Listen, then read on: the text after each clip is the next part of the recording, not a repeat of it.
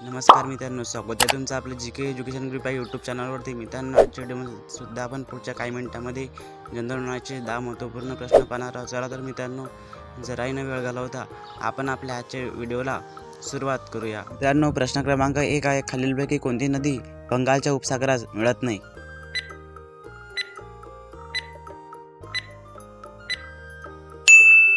उत्तर आहे option number D, Yamuna. खालीलपैकी यमुना ही नदी बंगालच्या उपसागरात मिळत नाही. प्रश्न क्रमांक 2 आहे, फेरारी ही कंपनी कोणत्या देशाची कंपनी आहे?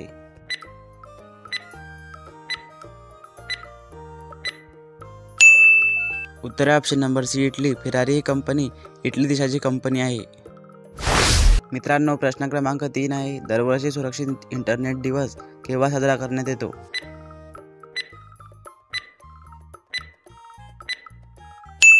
उत्तर आहे ऑप्शन नंबर ए, 7 फेब्रुवारी.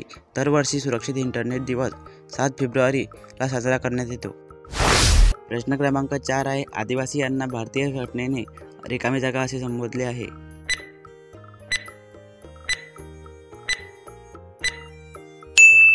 उत्तर आहे ऑप्शन नंबर सी, अनुसूचित जमाती. आदिवासी यांना भारतीय घटनेने अनुसूचित जमाती असे संबोधले आहे. प्रश्न क्रमांक 5 आहे, अजीवनसत्त्वे मिळवण्यासाठी पुढीलपैकी काय खाल्ले पाहिजे?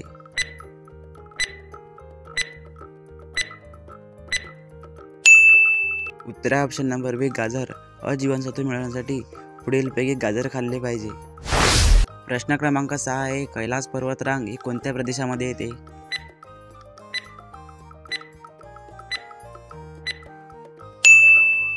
उत्तर आहे option number A, Tibet. Kailash पर्वत ही रांग तिबेट या प्रदेशामध्ये येते. प्रश्न क्रमांक 7 आहे, हेमकुंड हे कोणत्या धर्माचे तीर्थस्थान आहे?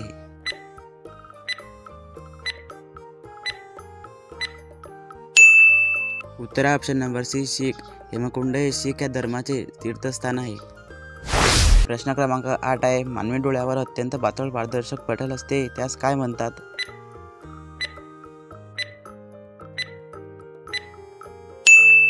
उत्तर आहे ऑप्शन नंबर सी, पारपटल. मानवी डोळ्यावर अत्यंत पातळ पारदर्शक पटल असते, त्यास पारपटल असे म्हणतात. प्रश्न क्रमांक 9 आहे, पोलिसांचे सर्वात महत्त्वाचे काम कोणते असते?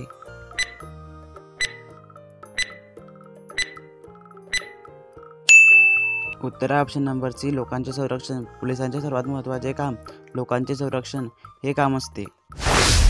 प्रश्न क्रमांक 10 आहे, कोणत्या ठिकाणी मार्शल लॉ म्हणजे लष्करी कायदा लागू केला गेला होता?